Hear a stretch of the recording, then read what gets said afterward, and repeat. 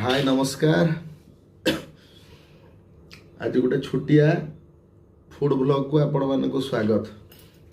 एटा आम रिव्यू करवा आज आमर घरोई खाद्य मो स्त्री बनई आलू मटर तरकारी से पूरा एक्सपर्ट।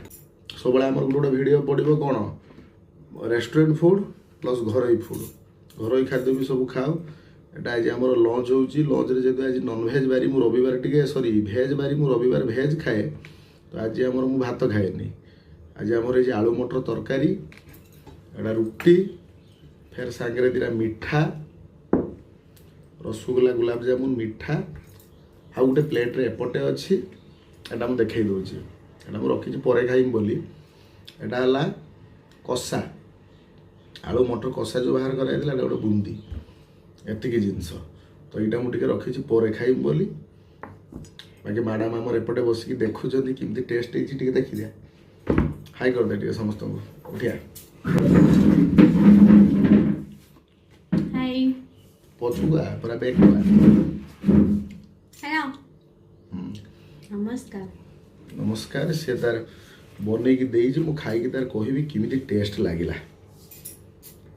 बहुत बढ़िया मटर तरकारी करे जी भी आम घर को किए के आसो मटर तरकारी आम घर टेस्ट कर बहुत भल टेस्ट सुपर सुपर दुकान फुकानी कान काटिदेव। यहाँ आज है आम प्लेटिंग रुटी तरकारी देन मिठा कौन बुंदी एटा आमर रहीगला गोटे मटर आलू कषा देख दियो थे रुटी आलू मटर तरकारी एटा मिठा कालाजाम आ भला रसगुल्ला खाया बढ़िया होइछि सब देखेदेली बढ़िया होइछि। काली गोटे रेस्टोरेंट फूड पड़ो वीडियो पड़ो प्रत्येक दिन गोटे गोटे पड़ो प्राय तो आम मगे खाऊ। बाकी जो मानक आम वीडियो गुड़ा देखापी भल लगुव जो यूट्यूब रे देखुव गोटे सब्सक्राइब करदे आम चैनल को एटा रिक्वेस्ट करूँ आम आमर सब बंधु मानक गोटे सब्सक्राइब करदब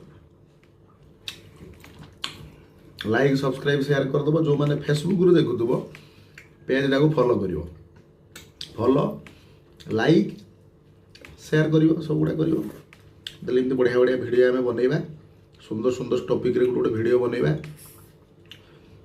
कि एग्रीकल्चर टिप देवी मोर व्यवसाय विषय रे। रोचे नमस्कार।